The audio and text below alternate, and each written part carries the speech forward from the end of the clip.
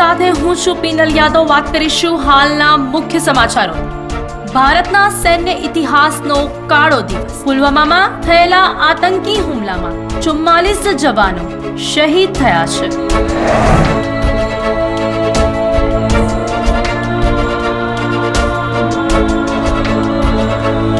ભારતના સુરક્ષા દળો પર થયેલા આતંકી હુમલા બાદ કુખ્યાત આતંકી રસીદ મુસ્તફાનો એક વિડીયો વાયરલ થયો છે. આ રસીદ મુસ્તફા એ જ છે જેને ભારત સહિત વિશ્વભરના રાષ્ટ્રોએ આંતરરાષ્ટ્રીય આતંકી જાહેર કર્યો છે. આ રસીદ મુસ્તફાએ ફરી એકવાર ભારત વિરુદ્ધ ઝેર ઓક્યું છે. हिंदुस्तानी, तुमने जो सर्जिकल स्ट्राइक किया उसका तो मुंह तोड़ जवाब हमारे भाइयों ने पुलवामा में दिया.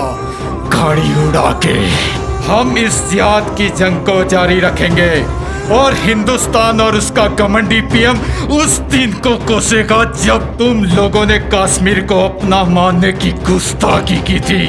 इंशाल्लाह कश्मीर हमारा था, हमारा है और हमारा ही रहेगा. बस अब तुम लोग देखते जाओ आने वाले दिनों में हमारे जिहाद का जलवा पूरा हिंदुस्तान भुगतेगा.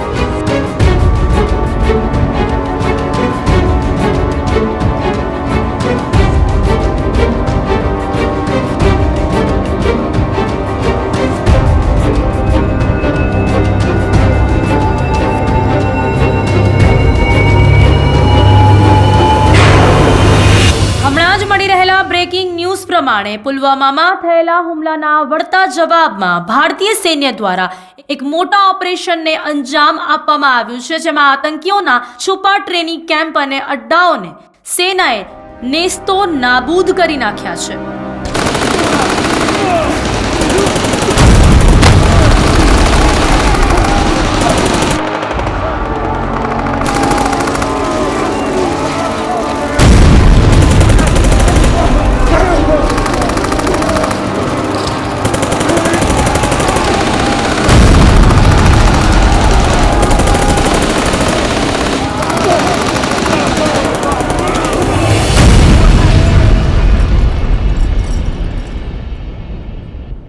આ ઉપરાંત બીજા અગત્યના સમાચાર અને સેનાએ મેળવેલી સફળતા એ છે કે ભારતને ધમકી આપતો વિડીયો વાયરલ કરનાર રસીદ મુસ્તફા આ હુમલાઓ દરમિયાન જીવતો પકડવામાં આવ્યો છે અને એનઆઈએ દ્વારા એને ગુજરાતની પોરબંદર જેલમાં શિફ્ટ કરવામાં આવ્યો છે, જ્યાં ભૂતકાળમાં ગુજરાત પર થયેલા આતંકી હુમલાઓ વિશે માહિતી મેળવવામાં આવશે.